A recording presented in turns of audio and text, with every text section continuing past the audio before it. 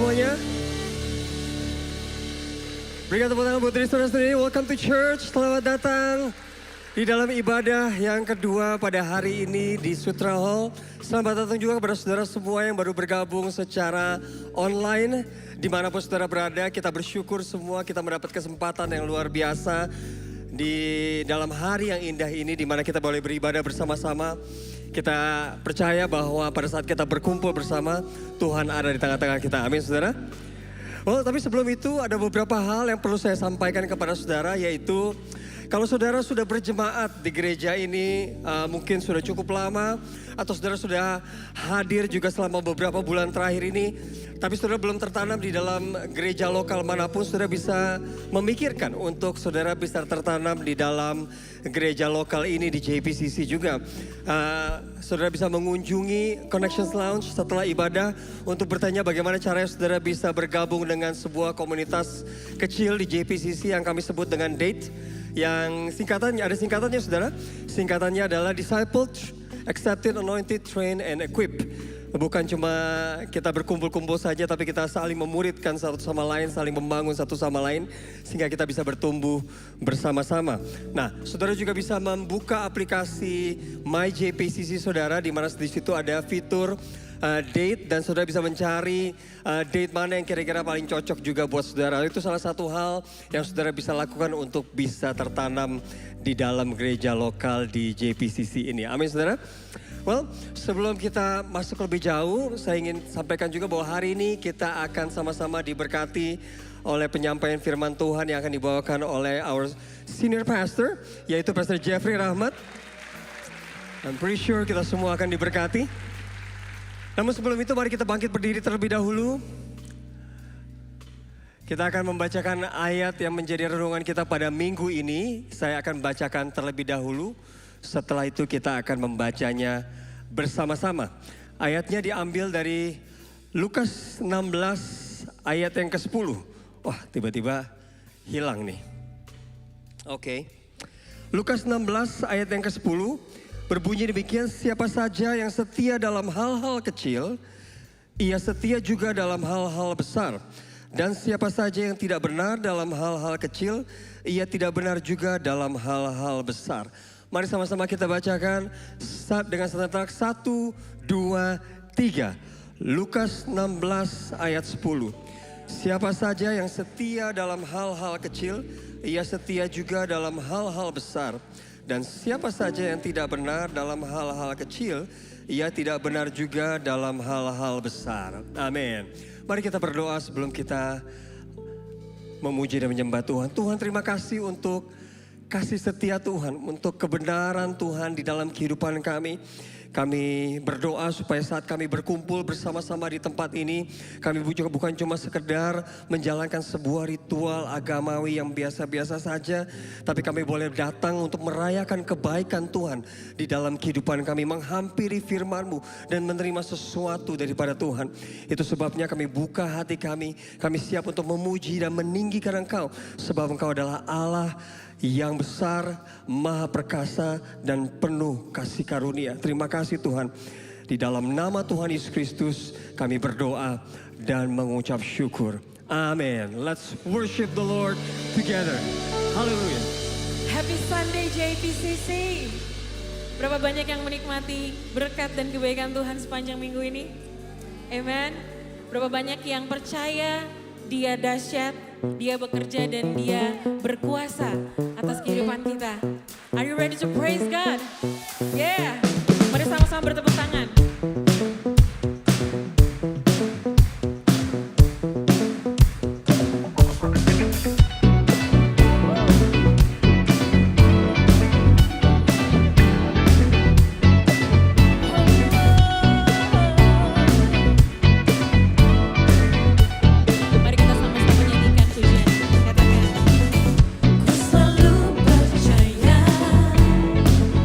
Kau Tuhan yang membuka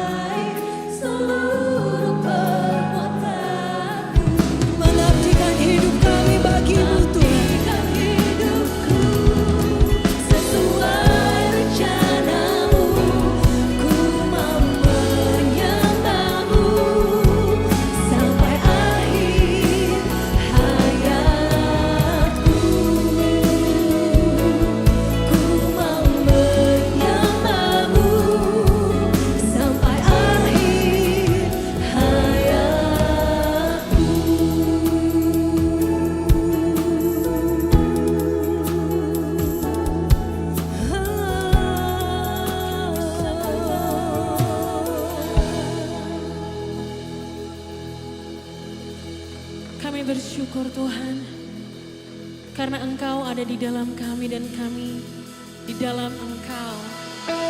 Pagi hari ini kami mau mengatakan bahwa Engkau lebih dari cukup. You are more than enough, Jesus. Thank you. Oh, Jesus.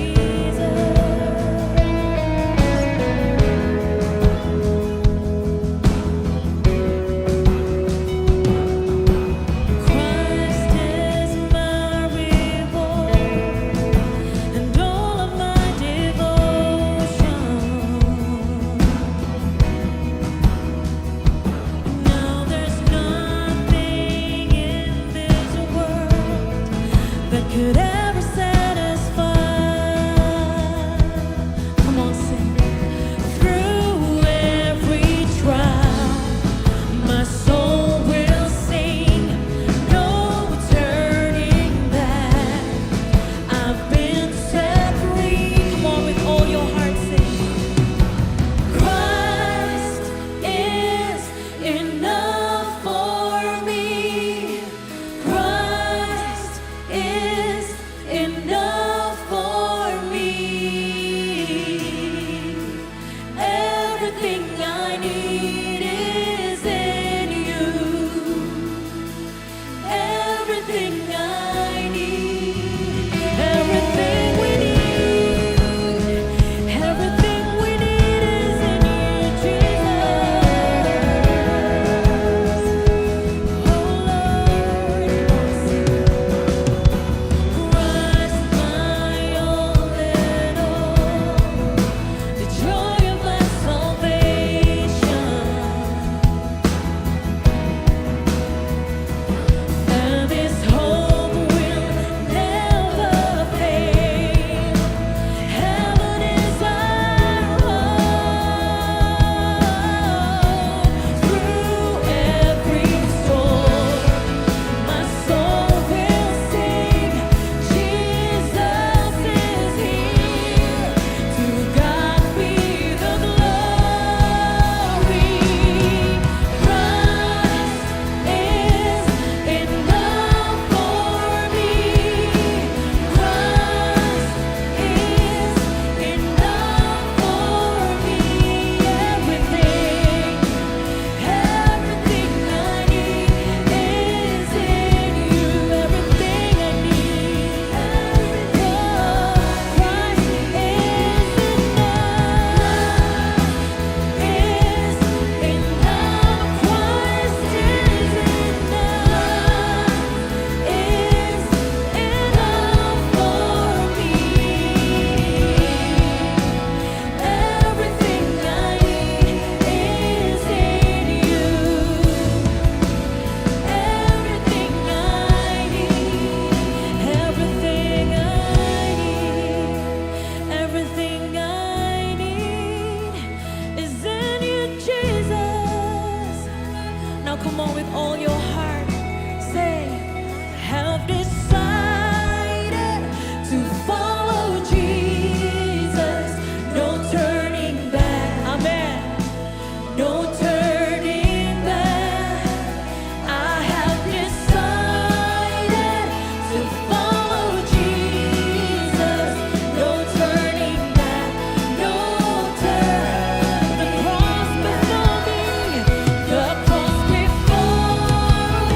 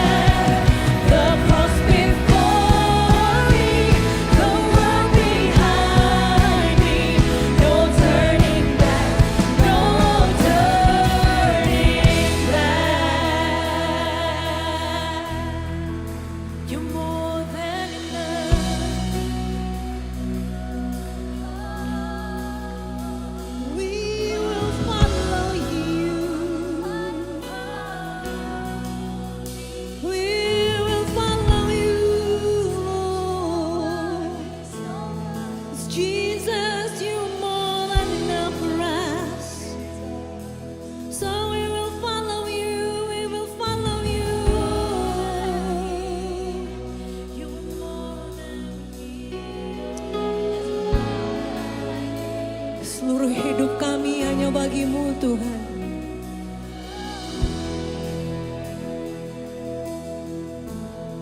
You are worthy of it all. You are worthy of it all.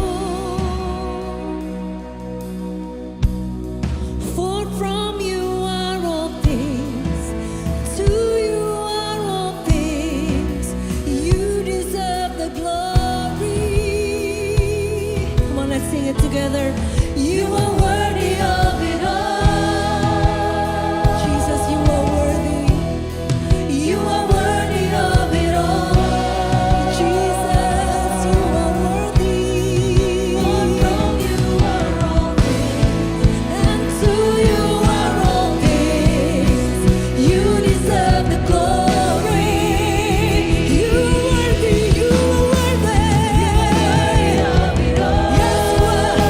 Yes, you are, Lord Jesus. You are worthy of it all. You are worthy of our praise. For from you are all things, and to you are all things. You deserve the glory. Angkat tanganmu, katakan Lord, you are worthy. Worthy of it all. Kaulah yang terima semuanya Tuhan. You are worthy of it all. Semuanya darimu, semuanya untukmu. You are all things, and to you are all things.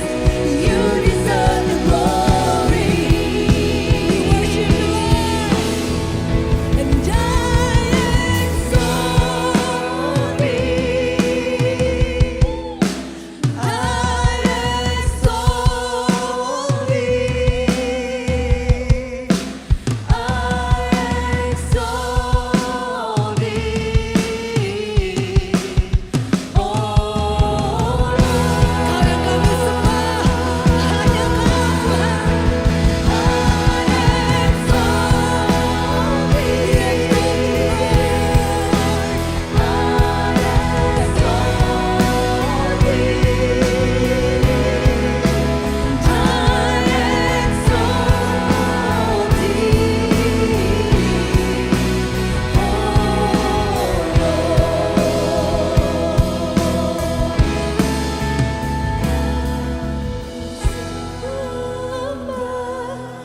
Katakan kau ku sembah.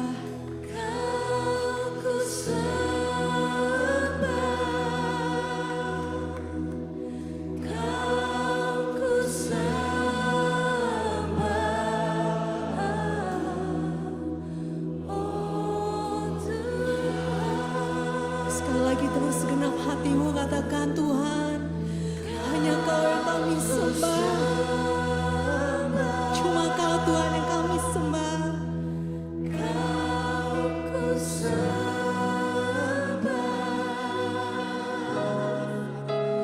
Kau ku sembah.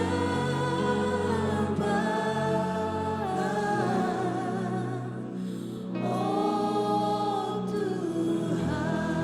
Berikan pengagungan kepada Tuhan. Berikan pujian kepada Dia. Hanya Engkau yang layak dipuji, hanya Engkau yang layak disembah, hanya Engkau yang layak diagungkan, Tuhan kami Yesus Kristus. Kita bersyukur untuk pagi hari yang Kau jadikan buat kami, pagi yang baru, pagi yang indah yang Kau berikan khusus kepada kami, supaya kami bisa bersuka cita di dalamnya. Terima kasih untuk hadirat-Mu yang boleh kami rasakan. Terima kasih untuk kebaikan-Mu, untuk kesetiaan Tuhan yang boleh kami rasakan sampai pada saat ini. Hati dan pikiran kami terbuka siap menerima kebenaran firman-Mu. Kami berdoa supaya firman-Mu Tuhan memerdekakan kami, meneguhkan kami, memberikan kepada kami arah dan tujuan. Sehingga kami tahu keputusan apa yang harus kami tempuh, langkah mana yang harus kami ambil. Sehingga hidup kami ini tidak menuju kepada kesia-siaan, tapi kami hidup sesuai dengan apa yang sudah Engkau rencanakan sebelumnya. Memuliakan nama Tuhan dan menjadi berkat buat banyak orang. Di dalam nama Tuhan Yesus kami siap mendengarkannya. Dan semua yang percaya katakan, amin, amin. Selamat pagi, selamat datang di JPCC. Para saudara semua yang hadir di tempat ini dan juga yang menyaksikan secara online tentunya. Shalom, salam damai sejahtera buat saudara semua. Berikan terima kasih pada teman-teman yang sudah melayani kita dengan luar biasa. Saudara boleh duduk. Selamat pagi.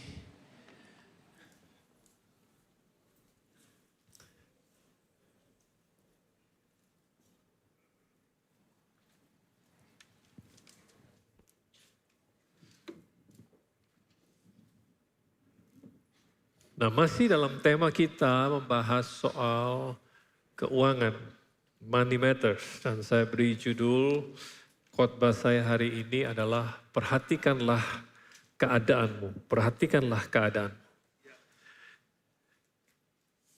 Saya membahas minggu lalu,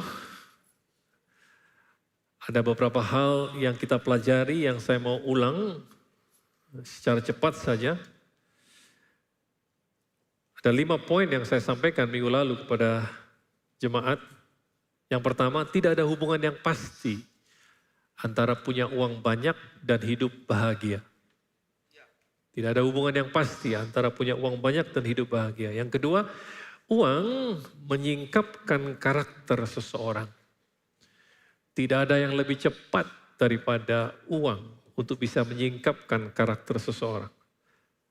Pada saat seseorang tidak punya uang, apalagi pada saat seseorang mulai berkelimpahan hidupnya. Di tangan orang baik, uang dipakai untuk hal-hal yang baik. Di tangan orang yang jahat, uang dipakai untuk hal-hal yang jahat. Di tangan orang yang murah hati, uang bisa dipakai untuk memberkati banyak orang. Di tangan orang pelit, uang terpingit, uang terkekang, uang terpenjara. Di tangan orang pelit, uang sedih, gak bisa kemana-mana. Ya, yang ketiga, berkat Tuhan tidak dalam bentuk kekayaan atau uang. Tetapi berkat Tuhan itu dalam bentuk kemampuan. Ulangan pasal yang ke-8 ayat yang ke-18 dikatakan, Dia memberikan kepada kita kemampuan untuk memperoleh kekayaan. Jadi yang Dia berikan bukan kekayaan, tetapi yang Dia berikan adalah kemampuan. Di dalam bahasa Inggris dikatakan, the ability to produce wealth. Jadi yang Dia berikan adalah kemampuan, yang Dia berikan adalah talenta, gift, talents, and ability. Itulah yang diberikan kepada kita. Dan yang keempat, rencana Tuhan tidak tergantung dari seberapa besar uang yang ada di tangan kita. Kalau saya menunggu seberapa besar uang yang ada di tangan saya, baru kemudian saya bisa membangun jemaat ini, maka jemaat ini tidak akan pernah ada.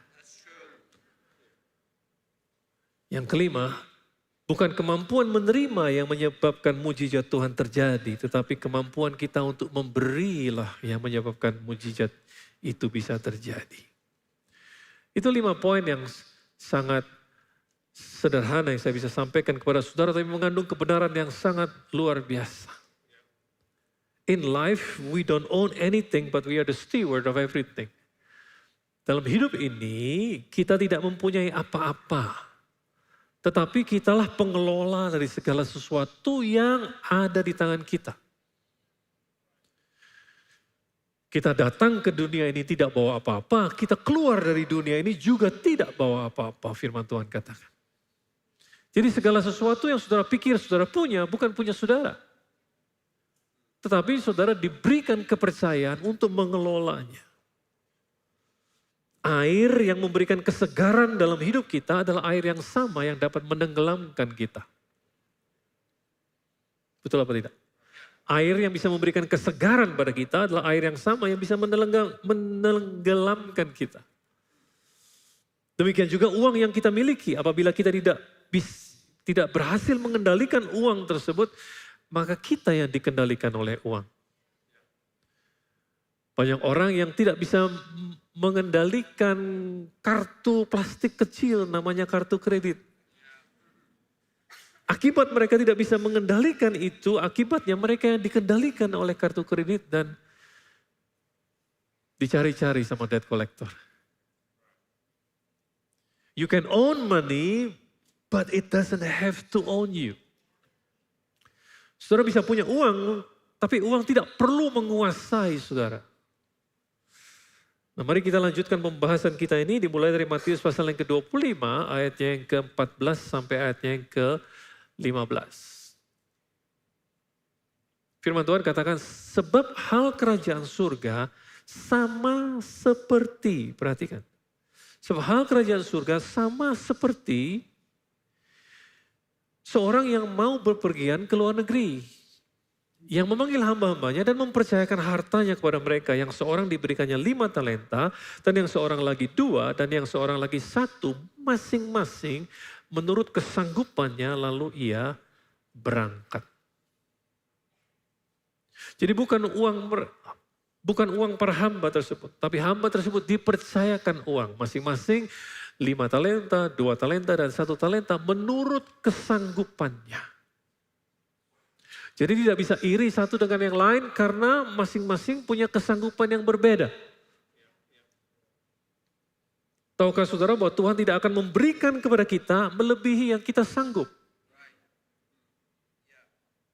Hal ini berlaku baik untuk berkat dan juga berlaku untuk pencobaan atau ujian. Kita tahu ayat firman Tuhan yang katakan bahwa dalam 1 Korintus 10 ayat 13, pencobaan-pencobaan yang kamu alami adalah pencobaan-pencobaan biasa yang tidak melebihi kekuatan manusia. Sebab Allah setia dan karena itu ia tidak akan membiarkan kamu dicobai melampaui kekuatanmu. Pada waktu kamu dicobai, ia akan memberikan kepadamu jalan keluar sehingga kamu dapat menanggungnya. Dan seringkali kita percaya ayat ini, kita aminkan ayat ini, tetapi tahukah saudara bahwa prinsip yang sama juga terjadi untuk berkat Tuhan. Kita perlu tahu bahwa Tuhan tidak akan memberkati kita melebihi batas kemampuan kita. Lalu kalau kita lanjutkan, Matius 25 ayat 16 sampai 18 dikatakan, segera pergilah hamba yang menerima 5 talenta itu, ia menjalankan uang itu. Lalu beroleh laba 5 talenta. Hamba yang menerima 2 talenta itu pun berbuat demikian juga dan berlaba 2 talenta. Tetapi hamba yang menerima 1 talenta itu pergi dan menggali lubang dalam tanah, lalu menyembunyikan uang tuannya. Saudara lihat di mana perbedaannya? Yang 2 orang menjalankan uang tersebut, dan yang 1 orang menyembunyikan uangnya. Pengelola yang baik bukan hanya menyimpan apa yang dipercayakan di tangannya, tetapi sebagai pengelola yang baik, ia berusaha menumbuhkan, mengusahakan pertumbuhan atau multiplikasi dari apa yang dipercayakan di tangannya. We are not assigned to preserve wealth, but to invest or cause growth. Kita tidak ditugaskan untuk memelihara kekayaan, tetapi untuk menginvestasikannya dan untuk menumbuhkannya. Nah, bagian dari menjadi seorang pengelola yang baik adalah menjalankan uang tersebut. Dalam bahasa Inggris diterjemahkan, put the money to work. Dan itu dilakukan oleh hamba yang menerima 2 talenta dan hamba yang menerima 5 talenta. Sedangkan yang menerima 1 talenta hanya memelihara saja.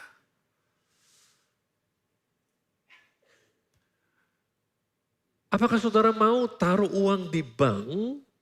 Katakanlah saudara punya uang 5 miliar, kemudian saudara taruh di bank. Setelah 5 tahun saudara datang ke bank tersebut, minta uang saudara, maka bank tersebut hanya kembalikan 5 miliar saja. Maukah saudara kira-kira?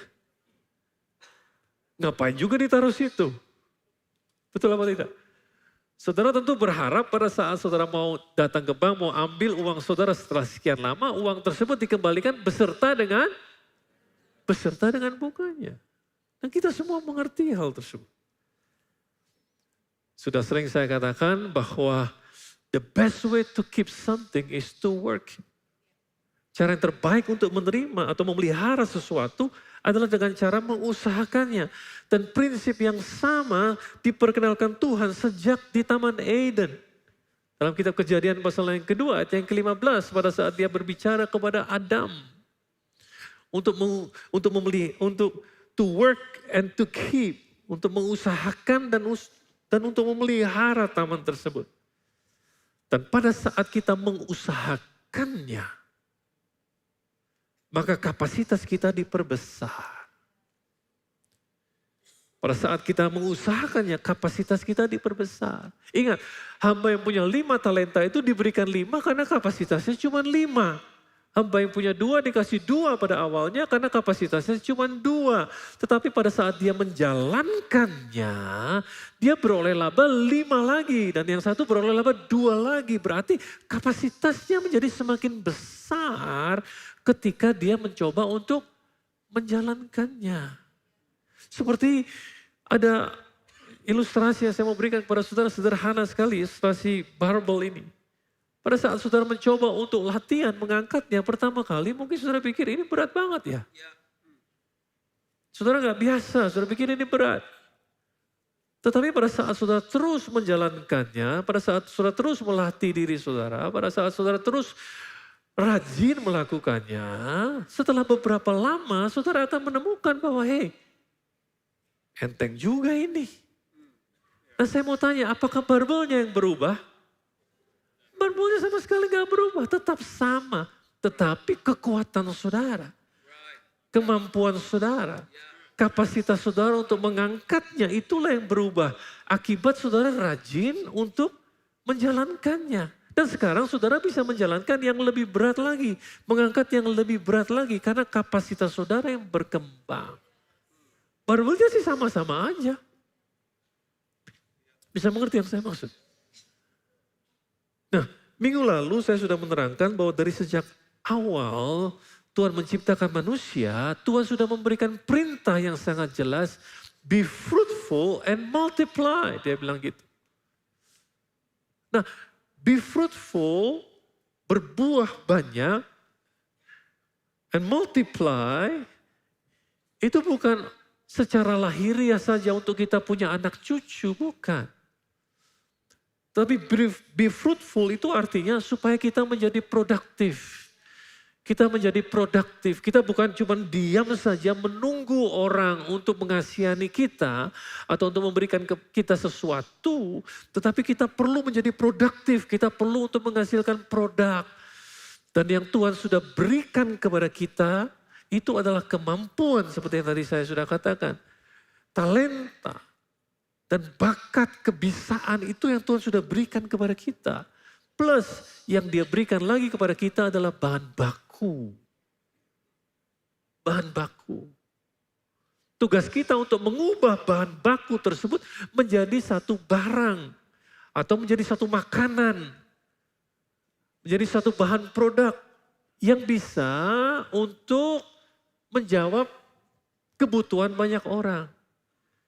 Semakin apa yang kita produksi menjawab kebutuhan lebih banyak orang, semakin kita menjadi berkelimpahan.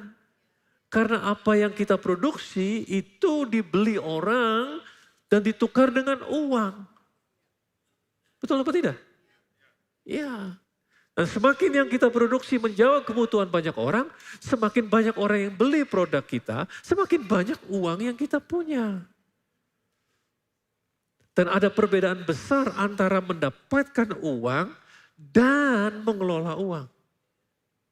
Ada orang-orang yang pandai untuk mendapatkan uang, tetapi kalau mereka tidak pandai mengelola uang, maka apa yang mereka dapatkan hilang begitu saja.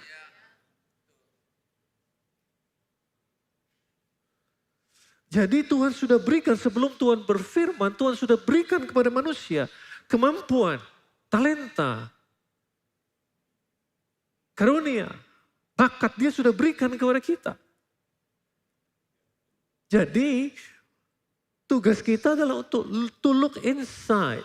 Untuk melihat ke dalam apa yang kita bisa lakukan. Bukan apa yang tidak bisa kita lakukan. Apa yang kita bisa lakukan, look inside. Bukan look outside. Bukan lihat ke keluaran kepada kehidupan orang lain. Kenapa rumput tetangga lebih hijau? Problem kita adalah kita terlalu sering melihat apa yang orang lain buat. Apa yang orang lain produksi, apa yang orang lain kerjakan. Apalagi dengan sosial media yang ada sekarang ini, kita dengan mudah ngintip hidup orang lain. Maka kita sibuk ngeliatin, memperhatikan apa yang orang lain kerjakan. Dibandingkan ngeliat ke dalam dan sibuk untuk kemudian memproduksi apa yang kita bisa produksi. Dengan semua yang sudah dipercayakan kepada kita. Apalagi kalau kita sibuk membandingkan hidup kita dengan orang lain. Pencapaian kita dengan pencapaian orang lain. Tidak semua perbandingan jelek. Tetapi seringkali kita mempersulit diri kita sendiri pada saat kita membandingkan pencapaian orang lain dengan pencapaian kita. Pengkhotbah pasal yang keempat, ayat yang keempat katakan, aku tahu juga bahwa manusia bekerja begitu keras hanya karena iri hati melihat hasil usaha tetangganya. Semua itu sia-sia belaka seperti usaha mencari angin. Dalam terjemahan New International Translation atau New Living Translation dikatakan, then I observe that most people are motivated to success because they envy their neighbors. But this too is meaningless, like chasing the wind. Apa motivasi saudara untuk mencapai sukses? Apakah karena iri hati? Atau ingin pamer? Atau ingin punya status tertentu? Dan biasanya saudara bisa melihat apa motivasi seseorang pada saat mereka sampai. Saudara sama juga seperti tadi saya katakan, saudara bisa melihat karakter seseorang pada saat mereka punya. Lalu pada saat mereka sampai, pada saat mereka punya, pada saat mereka sukses, kemudian mereka sibuk pamer ini, pamer itu, dan pamer ini, dan bangga dengan itu. Berarti motivasinya untuk mencapai adalah mau pamer, mau status. Apa yang menjadi motivasi kita untuk berhasil? Tuhan mau kita berhasil sebagai seorang bapak. Tentu dia mau anak-anaknya berhasil. Tapi apa yang memotivasi kita untuk berhasil? Seharusnya motivasi kita untuk berhasil adalah karena kita mau setia dengan apa yang Tuhan sudah percayakan di tangan kita. Untuk menjadi seorang pengelola yang bertanggung jawab. Bukan karena iri kepada apa yang dicapai oleh orang lain. Yang menarik adalah apa yang diucapkan oleh tuannya kepada hamba yang menerima 1 talenta itu. Dalam Matius 25 ayat 27 sampai 28 dikatakan, karena itu sudahlah seharusnya uangku itu kau berikan kepada orang yang menjalankan uang. Supaya sekembaliku aku menerimanya serta dengan bunganya. Sebab itu ambillah talenta itu daripadanya dan berikanlah kepada orang yang mempunyai 10 talenta itu. Artinya, kalau kita merasa kita tidak tahu atau kita tidak pandai mengusahakan apa yang ada di tangan kita, sudah seharusnya kita minta pertolongan pada orang yang tahu bagaimana caranya. Halo? Kalau saudara tidak pandai mengatur keuangan, saudara harus minta tolong sama orang yang lebih pandai untuk mengaturnya, untuk menolong saudara untuk mengatur itu. Karena yang diharapkan oleh si empunya adalah pertumbuhan. Pada akhirnya talenta itu diambil daripadanya. Karena apa? Karena dia menyimpannya saja, nggak buat apa-apa. Dan untuk minta pertolongan dibutuhkan kerendahan hati. Betul nggak? Untuk minta tolong sama orang, hey, can you help me? Bisa kamu tolong saya? I don't know what to do with this. Dan prinsipnya adalah you will lose what you cannot manage. Saudara akan kehilangan apa yang saudara tidak bisa kelola. Saudara akan kehilangan apa yang saudara tidak bisa kelola. Sekarang kita lihat kitab Hagai. Hagai 1 ayat yang ke-5 sampai 7. Oleh sebab itu beginilah firman Tuhan semesta alam. Perhatikanlah keadaanmu. Kamu menabur banyak tetapi membawa pulang hasil sedikit. Kamu makan tetapi tidak sampai kenyang. Kamu minum tetapi tidak sampai puas. Kamu berpakaian tetapi badanmu tidak sampai panas. Dan orang yang bekerja untuk upah, ia bekerja untuk upah yang ditaruh dalam pundi-pundi yang berlobang. Beginilah firman Tuhan semesta alam. Perhatikanlah keadaanmu. Nah, firman Tuhan ini disampaikan dengan perantaraan Nabi Hagai. Karena apa? Karena pada waktu itu umat Tuhan hanya sibuk membangun rumah mereka sendiri, sedangkan rumah Tuhan mereka biarkan menjadi reruntuhan. Dan tidak mereka bangun sama sekali. Bukan mau mengambil firman Tuhan ini di luar konteks.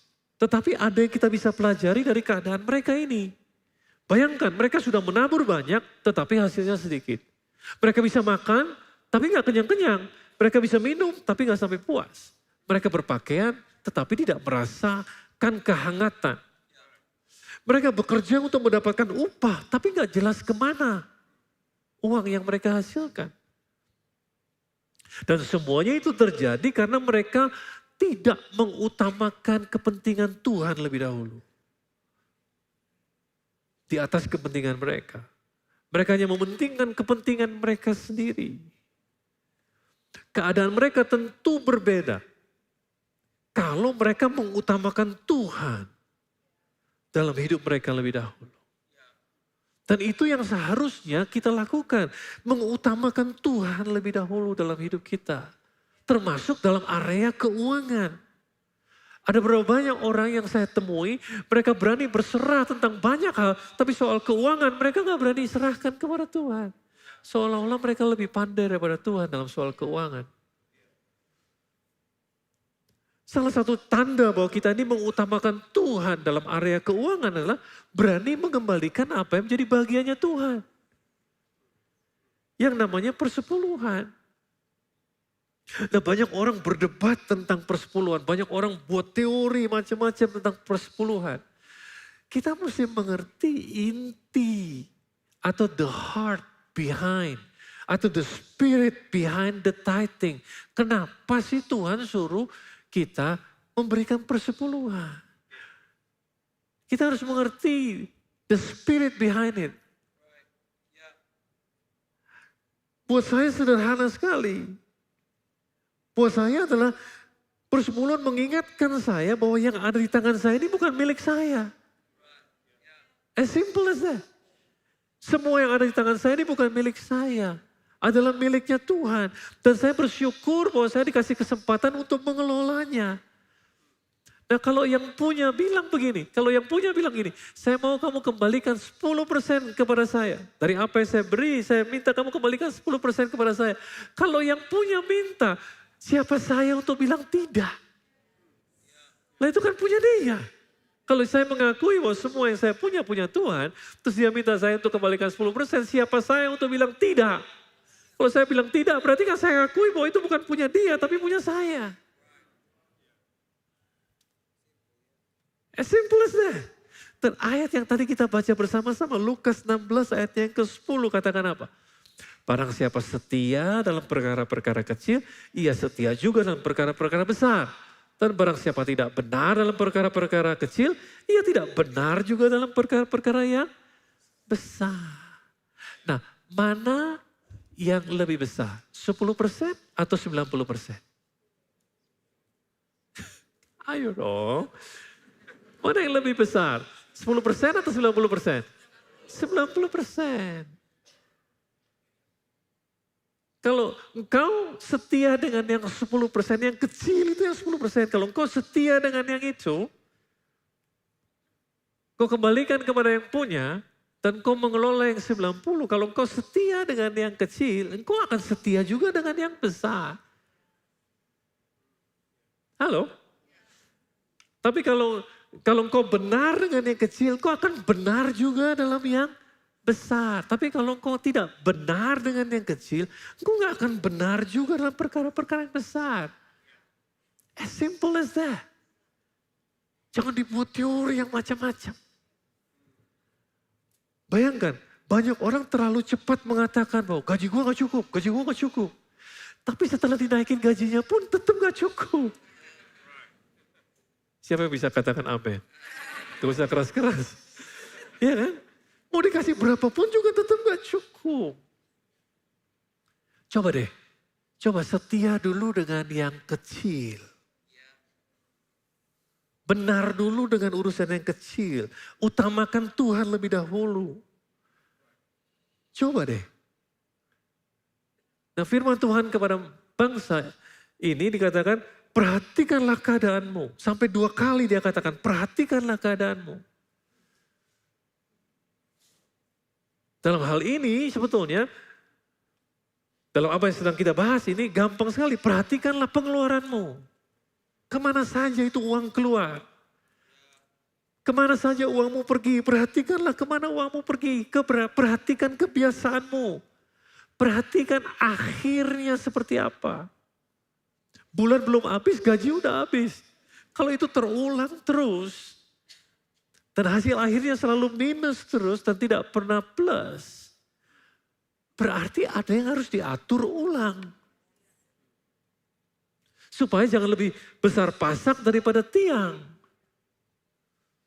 Seorang hamba Tuhan katakan begini, reflection turns experience into insight. Perenungan ya, mengubah pengalaman menjadi hikmat atau menjadi wawasan. Nah, berikut ini dalam sisa waktu yang ada saya berikan kepada saudara 3 hal saja. 3 hal yang praktis yang saudara bisa perhatikan untuk menjadi pengelola dari 90% yang ada di tangan saudara. Yang pertama, bedakan antara kebutuhan dengan keinginan. Antara yang premier dan yang sekunder. Perhatikan, simple saja. Tapi kalau saudara bilang gini, wah tapi Pak, saya itu ya semua butuh tuh gitu. Nah kalau itu you need help. Saudara perlu bantuan orang lain untuk menentukannya buat saudara. Karena gak mungkin semuanya saudara butuh. Dan biasanya kita ini disulitkan oleh hal-hal yang kecil bukan yang besar.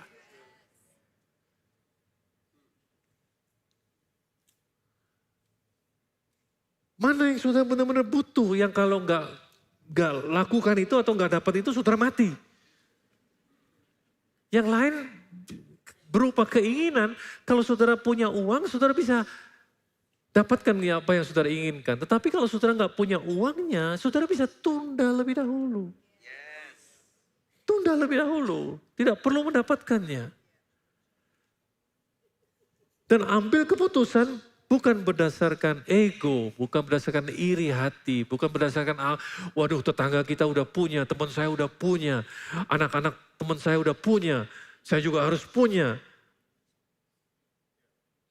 Tapi ambil keputusan berdasarkan apakah saudara butuh apa tidak. Filipi 4 ayat 19 katakan, Allahku akan memenuhi segala keperluanmu. Bukan apa yang kamu inginkan. Segala keperluanmu menurut kekayaan dan kemuliaannya dalam Kristus Yesus. Tahukah saudara, banyak yang sebenarnya ada di tangan kita. Banyak yang sebenarnya ada di tangan kita adalah sesuatu yang kita tidak butuhkan. Tetapi karena sudah terlanjur ada di tangan kita, maka mau tidak mau kita butuh biaya ekstra untuk mempertahankannya. Coba tanya sekarang, yang punya 2 handphone, saudara butuh 2 handphone gak sih? Telinga cuma 2, mulut 1, kalau dua-duanya pas bunyi piye? Karena udah terlanjur punya, untuk mempertahankannya harus bayar uang lebih kan gitu. Punya bayi 1, babysitter 2, bingung kan gitu. Nah kalau punya uang lebih gak jadi masalah, tetapi kalau cuma punya uang sedikit, saudara perlu tata ulang semuanya itu. Perlukah saudara punya mobil 2? Masalahnya bukan cuma belinya aja, mungkin saudara bisa belinya, tetapi ada ekstra bersama dengan mobil tersebut, yaitu pajaknya.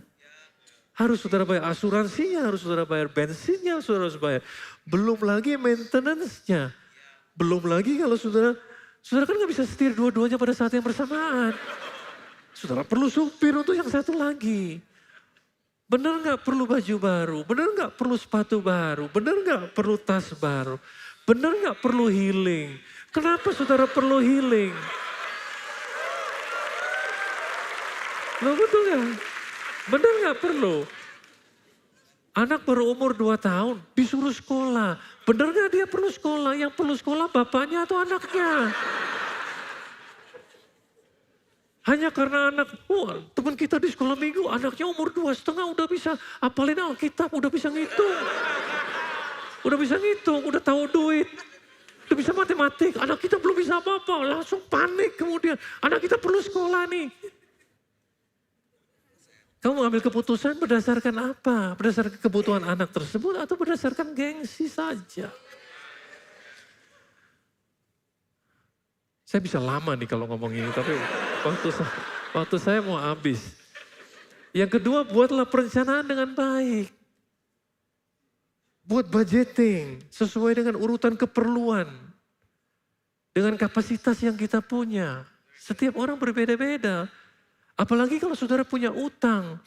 Buatlah rencana untuk bebaskan diri saudara dari utang saudara.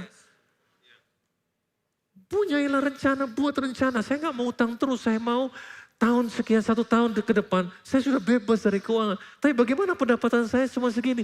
Berarti harus ada yang saudara kurangi. Gaya hidup saudara harus saudara turunkan. Lower your standard of life to pay your debt. Kencangkan ikat pinggang. Saya bingung melihat orang yang utangnya banyak, tapi gaya hidupnya terus sama. Ya mana mungkin bisa, kecuali saudara punya pendapatan yang jauh lebih besar.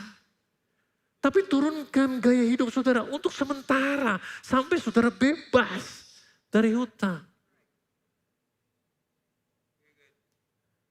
Buat rencana, kalau pergi ke supermarket catat mau beli apa, supaya gak setiap yang bagus saudara beli.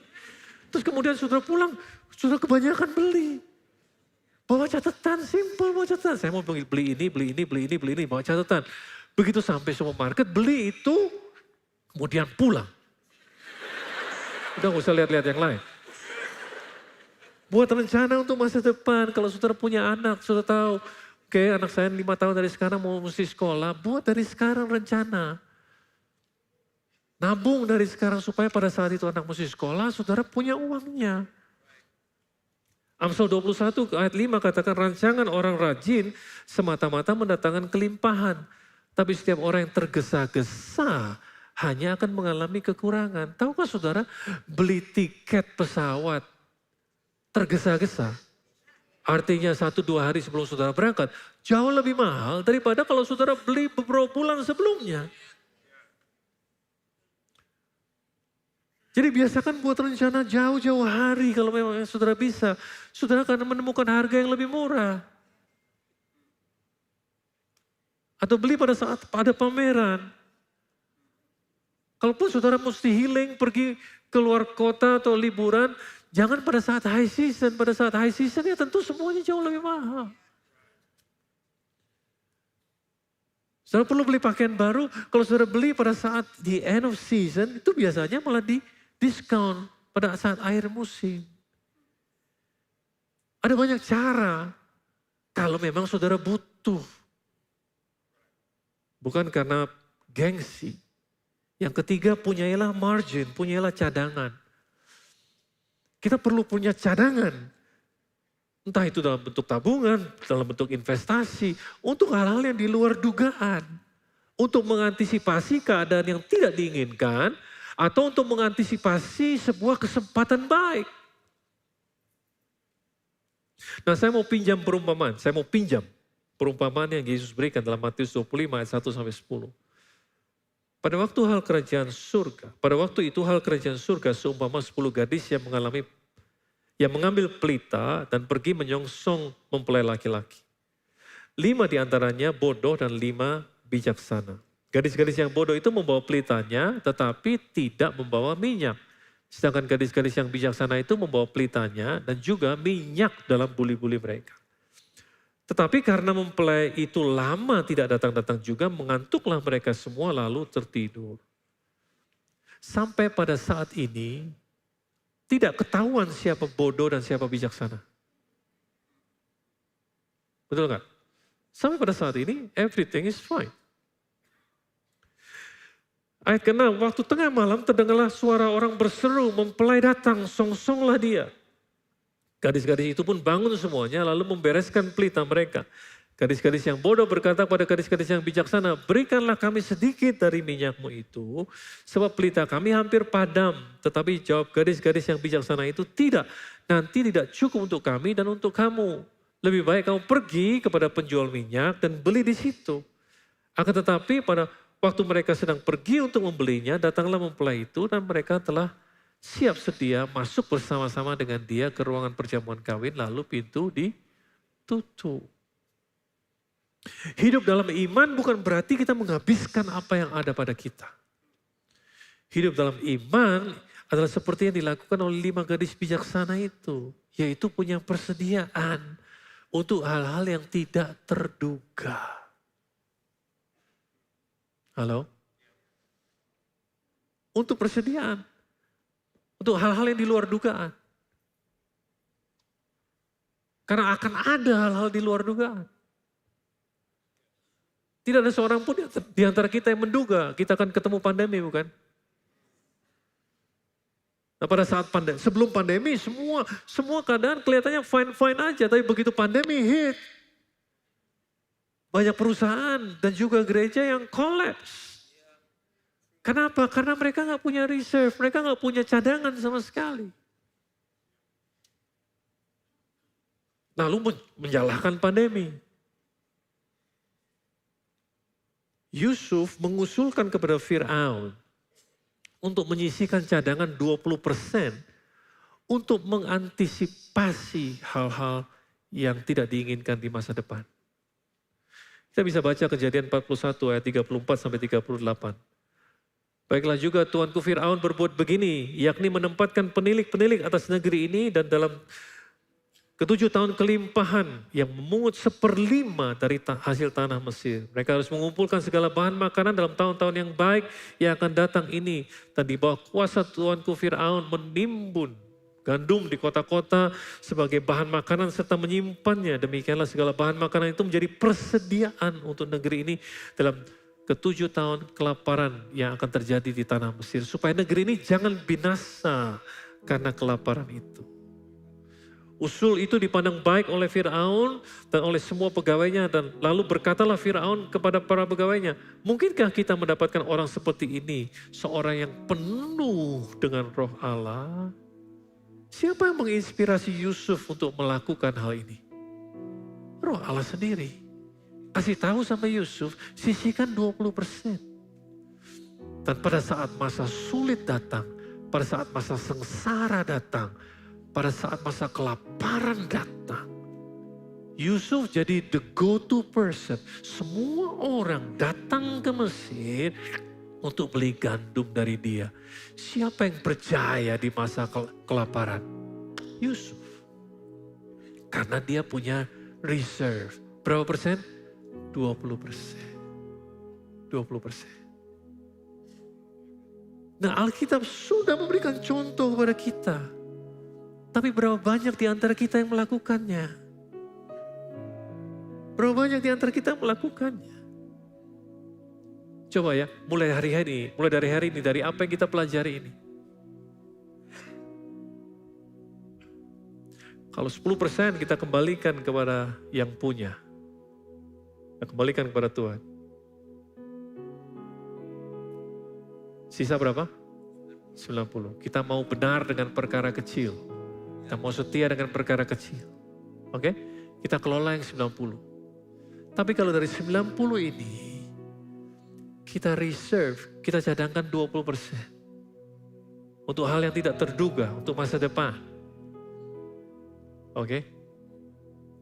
Dalam bentuk apapun juga, saudara mau, investasi kayak dan lain sebagainya. Saudara, sisihkan 20%. Coba kelola yang 70% yang ada di tangan saudara. Kalau saudara berhasil, maka hidup saudara sudah pasti ada di atas rata-rata semua orang.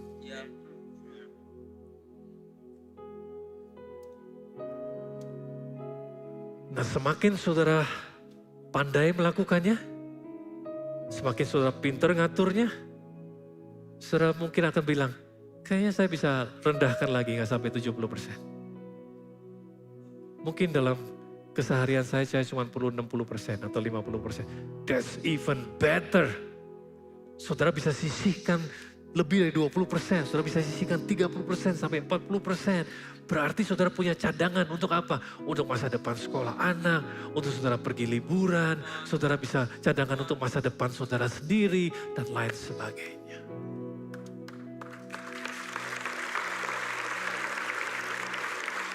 But start with 70, kalau bisa start with 70. Cukupkan dirimu dengan 70% saja. Ibrani 13 ayat yang kelima, ayat yang terakhir. Janganlah kamu menjadi hamba uang. Cukupkanlah dirimu dengan apa yang ada padamu. Perhatikan, karena Allah telah berfirman. Baca bersama-sama, 1, 2, 3.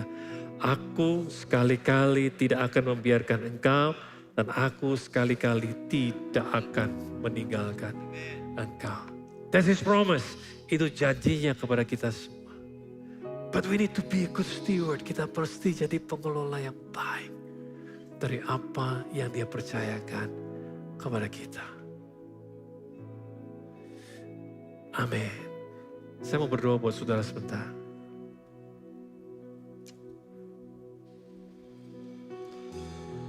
Saya mau berdoa terutama buat saudara yang mengalami kesulitan dalam soal keuangan.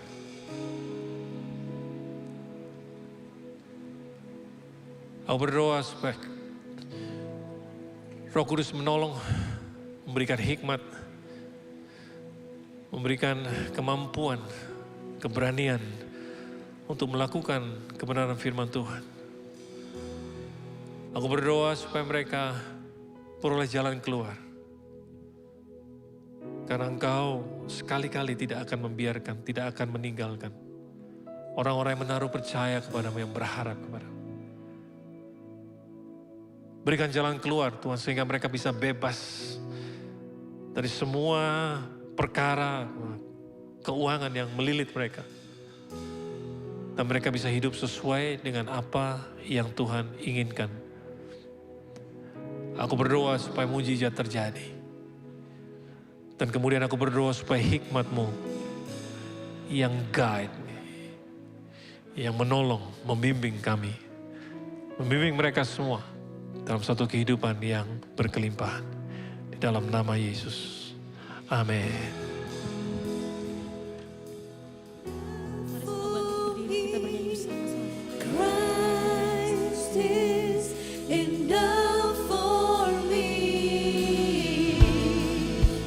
Everything I need is in you. Everything I need. Christ is enough for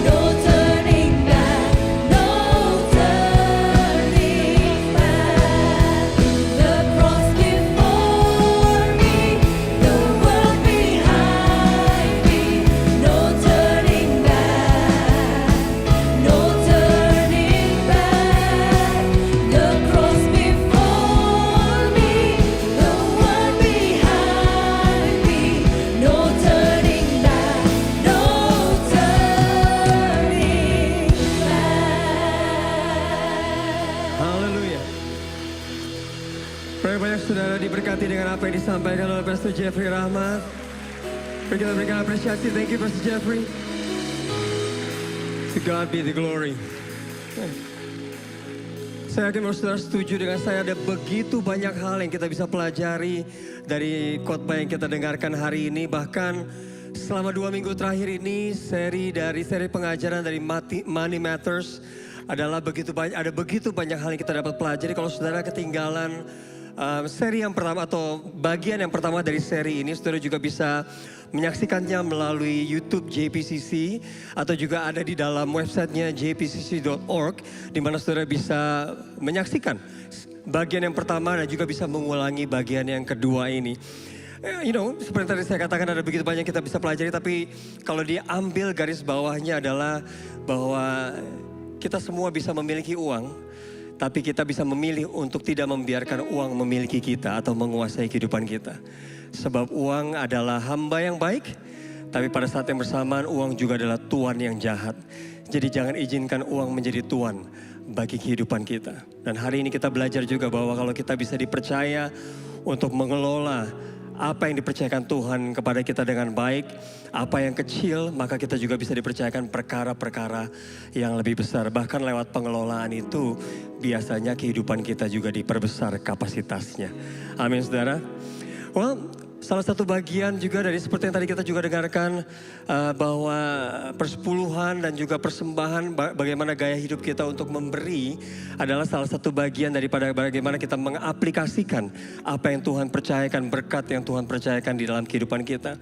Nah, kita jarang ngomong ini, tapi mungkin melalui seri pengajaran ini adalah sesuatu yang tepat, waktu yang tepat untuk kita menyampaikannya, bahwa kalau saudara ingin memberikan persembahan saudara bisa memberikannya dengan beberapa cara. Di dalam gereja ini saudara bisa memberikan melalui QRIS yang saudara bisa temukan di berbagai macam sudut dari ruangan ini atau di dalam gedung ini. Atau bagi saudara yang juga menyaksikannya secara online, saudara juga bisa mencari QRIS tersebut di awal dari ibadah online ini maupun di akhir dari ibadah online ini. Dan cara lain juga adalah saudara bisa memberikannya melalui transfer ataupun mesin edisi yang tersedia di connections area. Kalau saudara mau mencoba untuk melakukan itu, saudara bisa melakukannya setelah ibadah ini selesai. Saudara oke? Ya, puji Tuhan. Mari sebelum kita selesaikan ibadah ini, mari kita berdoa bersama-sama. Tuhan, sekali lagi kami mengucap syukur. Kami berterima kasih untuk berkat kepercayaan yang Tuhan berikan kepada kami di dalam kehidupan ini. Hari ini kami diingatkan kembali, bahkan selama 2 minggu terakhir ini, kami belajar untuk menjadi pengelola yang baik dari kasih karunia Tuhan, dari berkat Tuhan di dalam kehidupan kami. Untuk itu kami butuh bantuan Roh Kudus untuk memimpin kami, menuntun kami, memberikan hikmat kepada kami untuk mengelola segala sesuatunya dengan baik, supaya melalui kehidupan kami nama Tuhan dimuliakan. Bahkan banyak orang di dalam kehidupan kami boleh terinspirasi dan kami bisa menjadi berkat bagi orang-orang tersebut. Karena kami memiliki Tuhan yang besar, yang begitu luar biasa, yang berkuasa atas kehidupan kami. Terima kasih Tuhan. Tidak lupa kami juga berdoa bagi kota dan juga bangsa kami. Sebab seperti apa yang juga kami dengarkan, kami percaya bahwa kenyataan bahwa kami dilahirkan dan tinggal di dalam kota dan juga bangsa ini merupakan kepercayaan yang Tuhan berikan kepada kami. Itu sebabnya kami berdoa untuk kesejahteraan bagi kota dan bangsa ini. Biar hikmat Tuhan juga turun atas pemerintahan yang ada, baik di level pusat maupun di level daerah, dari yang tertinggi sampai yang paling rendah. Kami berdoa biar hikmat Tuhan turun, agar para pemimpin tersebut bisa mengambil keputusan-keputusan yang benar untuk mendatangkan kesejahteraan bagi kota dan juga bangsa ini. Karena kesejahteraannya adalah kesejahteraan kami juga. Terima kasih Tuhan. Kami angkat tangan kami siap untuk menerima berkat dari Tuhan. Terimalah berkat yang datangnya dari Allah Bapa di surga, serta kasih karunia melalui pengorbanan Yesus Kristus di atas kayu salib yang telah menyelamatkan kita dan memberikan kita hidup yang kekal. Serta hiduplah di dalam persekutuan yang manis dengan Roh Kudus mulai hari ini sampai Tuhan Yesus datang untuk yang kedua kalinya. Terimalah berkat ini dan jadilah berkat kemanapun kau pergi, di dalam nama Bapa, Putra dan Roh Kudus. Semua yang percaya dan menerima sama-sama berkata amin. God bless you everybody. Have a great Sunday.